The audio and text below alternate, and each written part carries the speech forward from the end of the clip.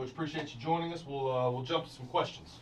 Yeah, Coach, I'm just turning the page to this next game. So, yeah, what's keys to getting a win this week? I think we've still got some room to do to improve. I think you saw what we're capable of doing that first half against UTRGV. Obviously, it was a little bit sloppy second half defensively and gave up some things that probably shouldn't. And so it's just, I don't think we've played our best yet in a full, complete 60 minutes. And so that's where our focus is we've got to, this is what, week 11 or 12 of the season, however you count the bye weeks in there. But just I think we've been improving, but I think we're still behind in where we want to be. And so we're going to, focus on some of those things during practice this week, and still got to get better. I thought we cleaned up, some penalties, only having 3 penalties. That was good to see Saturday. But our situational football has still got to be better. There's some fundamental things we still can get better at, some fits and some efficiencies on offense. So those are things that we're focused on in terms of HCU. They're a very strong team defensively. They've not had the results they've wanted, as you can see it in the record and everything else. But you look at their body of work, and I mean, you see things. You go back to that the game that impressed me the most, the Eastern Kentucky game out there on the road, and they completely dismantled a really good Eastern Kentucky team, and they just found a way to lose. They fumbled the ball through the end zone, turnovers, defensive scores, those kind of things. But up until this past week, they were number 1 in the nation in third down defense. And so, we know yards and points will be hard to come by. And so we've got to be efficient offensively, which we have been last couple of games with some long drives and chewing up some clock. But I know that's going to be probably a little bit tougher sledding against this defense. They do a really good job down there. So, again, like any week, the focus is on us. We know they're a quality opponent. We know anybody in this league can beat anybody on any given Saturday. And so we've got a lot to play for. We're playing for a conference championship Saturday at 2 o'clock in Houston, Texas. So it's our job to have them ready to play. And I know, again, focus on yourselves, but any specific players that you're looking to slow down or stop? Well, they've got, a running back, freshman tailback that's, put up the biggest numbers in the league so far. So that's going to be a huge challenge, for us defensively.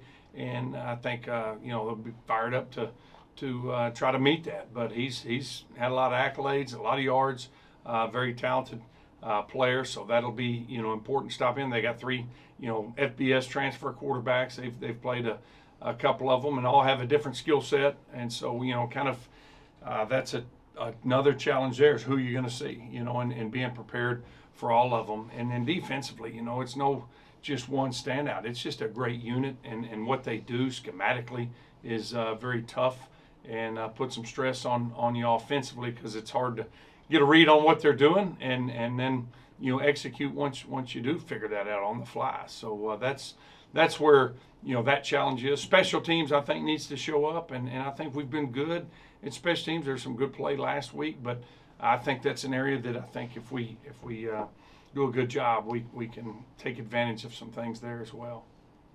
Yeah, Coach, and then, obviously, like you said, big game, still very much in the running, leading the way alongside Southeastern Louisiana in the conference right now, undefeated, obviously big game this Saturday. First 2 o'clock game, first non-6, 7 o'clock game.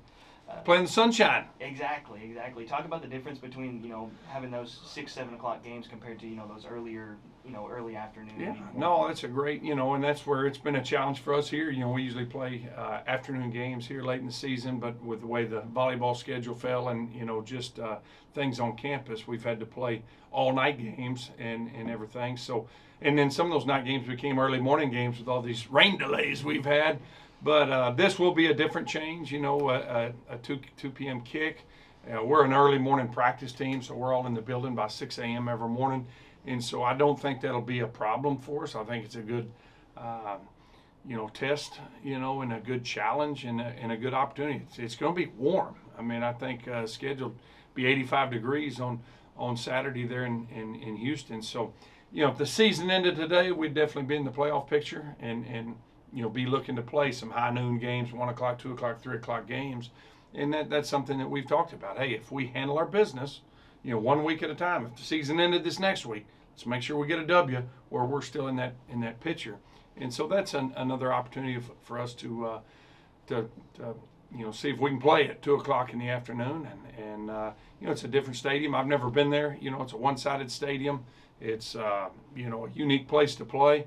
I've been told it's their homecoming, so I'm sure there'll be, I don't know who has homecoming the second week of November, but Houston Christian does, and so the Lumberjacks come to town for homecoming. So we'll see what all that has to do with hopefully a great crowd and a good environment, and that's what you want. I mean, when you go on the road, you want to play in front of big crowds at home, but on the road too.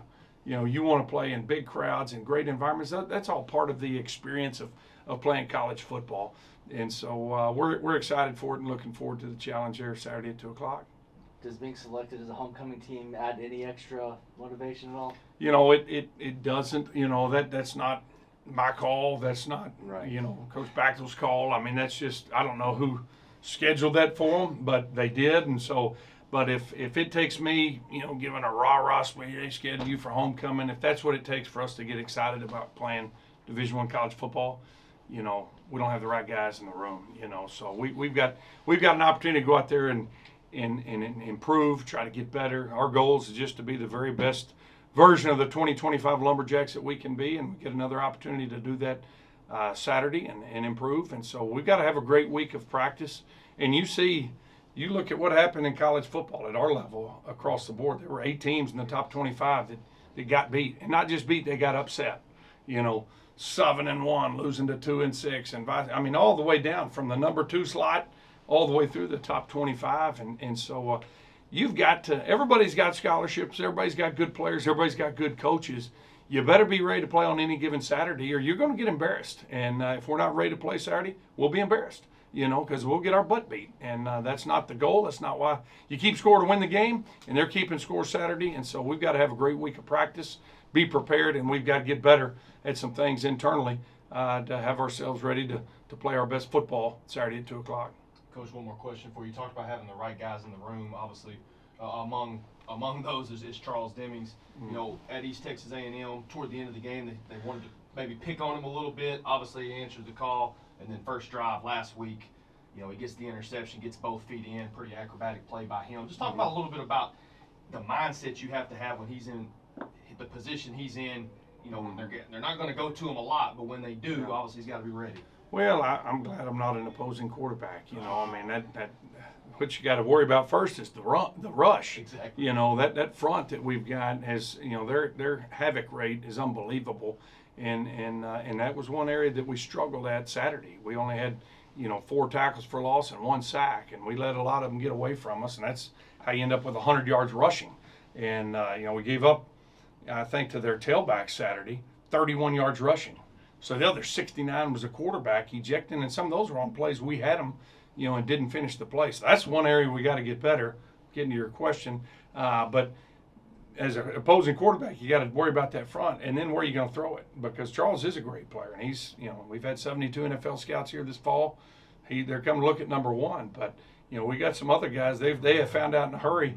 That Jalen Mayo and Jaden Johnson and J.K. Moore and Davion Hargrove, some of those other guys can flat run and play too. And so that was interesting to see. When they want to challenge them, I'm all for it, because Charles will make plays. And second play of the game, we're playing outside leverage. They try to throw a 9-ball.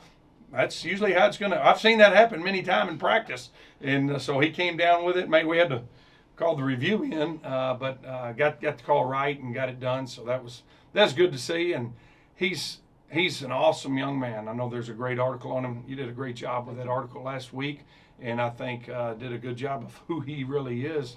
He's hurt. He's been hurt. He's playing hurt. He's going to have surgery after the season. He knows that. And a lot of guys in his situation with his draft grade and his stock rise and everything else, they'd be like, I'm done. And he is all about the Lumberjacks. That's why he came back. He's got his degree, and he came back. He was offered all that big money, and he came back because he loves the guys in the locker room. He loves this university. He loves Nacogdoches, and he wants to pour everything he's got and then some into it while he's here, and I expect nothing less come Saturday at 2 o'clock again. Coach, appreciate you joining us. Good luck this weekend. Thank you. Axel.